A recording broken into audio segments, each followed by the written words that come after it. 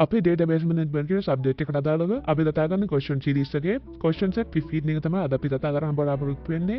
මේකෙදි අපි කලින් videos 4ක් පුරාවට හදාගත්ත අපේ database එකේ tables අතර relationships මොනවද කියලා තමයි අර තියෙන්නේ. ඒ වගේම අපිට ඒවා ER diagram එකේ පෙන්නහන්න කියලා තමයි අපේ මේ questions 6 පුරාවට අපිට කියලා තියෙන්නේ. මම අපේ MySQL workbench කියන software එක open කරගෙන ඒකෙදි මේ questions 6ට අදාළ උත්තර ටික එකින් එක කතා කරගෙන යන්න. අපේ පළවෙනි ප්‍රශ්නෙන් අපිට අහලා තිබ්බේ අපේ supplier සහ GRN කියන tables දෙක අතර තියෙන relationship එක මොකක්ද? ඒක පෙන්වන්න කියලා. අපේ supplier කෙනෙක්ට GRNs කීපයක් තියෙන්න පුළුවන්. නමුත් එක GRN එකකට ඉන්න පුළුවන් එක supplier එකනයි. ඒක නිසා මෙතන අපිට තියෙන්නේ one to many relationship එක. අපි ඒක මෙතනින් පෙන්නගමු. අපේ GRN ID කියන එක supplier table එකට add වුණොත් එහෙම අපිට supplier කෙනෙක් add කරන්න හැම වෙලේම GRN එකක් add කරන්න වෙනවා. නමුත් ඒක නෙවෙයි අපිට වෙන්න ඕනේ. අපිට සිද්ධ වෙන්න ඕනේ අපි GRN එකක් add කරන්න හැම වෙලේම අපිට supplier කෙනෙක් add කරන එක.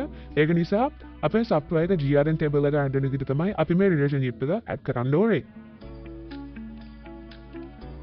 ඒ වගේම දෙවෙනි ප්‍රශ්නෙට ගියොත් එහෙම ඒකදී අපිට කියලා තිබ්බේ අපේ GRN සහ product table එක අතර තියෙන relationship එක පෙන්වන්න කියලා. අපේ product එකට GRNs කිහිපයක් තිබුණාට අපේ GRN එකට තියෙන්න පුළුවන් එක product එකයි.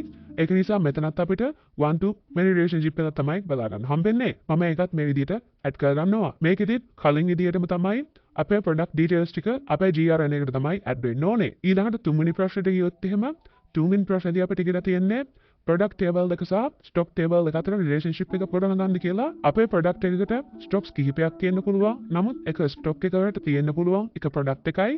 ඒක නිසා මෙතනත් අපිට බලා ගන්න හම්බෙන්නේ one to many relationship එක. ඒකත් අපි මේ විදිහට add කරගමු. ඊළඟට හතරවෙනි ප්‍රශ්නෙන් අපිට කියලා තියෙනවා අපේ customer table එක සහ product table එක අතර relationship එක ගොඩනගන්න කියලා. නමුත් අපි මේකෙදී අපේ customer සහ product table එක අතර resume relationship එක ගොඩනගන්න අවශ්‍ය වෙන්නේ නැහැ. ඊළඟට අපි 5 සහ 6 ප්‍රශ්න දෙක කතා කරලා එහෙම ගොඩනගන්න ඕනේ නැති ඇයි කියලා කතා කරමු. පස්වෙනි ප්‍රශ්නේ අපිට කියලා තියෙනවා අපේ product එක සහ invoice එක අතර relationship එක ගොඩනගන්න කියලා. අපේ product එකකට invoices කිහිපයක් තියෙන්න පුළුවන් වුණාට invoice එකකට තියෙන්න පුළුවන් එක product එකයි.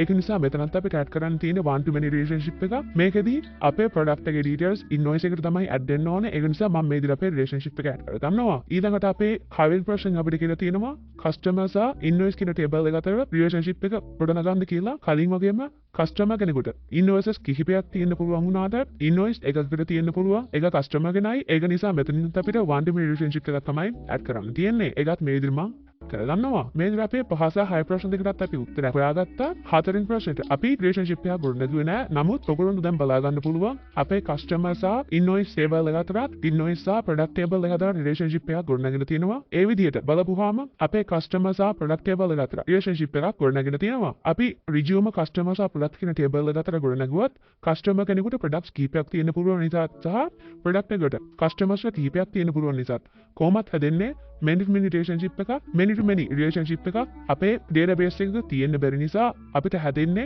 one to many relationships දෙකකින් හැදෙච්ච table එකක්. ඒ table එක තමයි අපිට මෙතනින් මේ විදිහට invoice විදිහට බලා ගන්න හම්බෙන්නේ. ඒක නිසා අපිට අලුතෙන් ආයෙත් direct relationship එකක් අපේ customer සහ product table එක අතර හදන්න අවශ්‍යතාවයක් සිද්ධ වෙන්නේ නැහැ. මේ විදිහට තමයි අපේ question set 15 වලට අදාළ question 6ට උත්තර ටික බලා ගන්න හම්බෙන්නේ. අපි question set 16 එකත් එක්ක ඊළඟ වීඩියෝ එකේදී හම්බෙමු.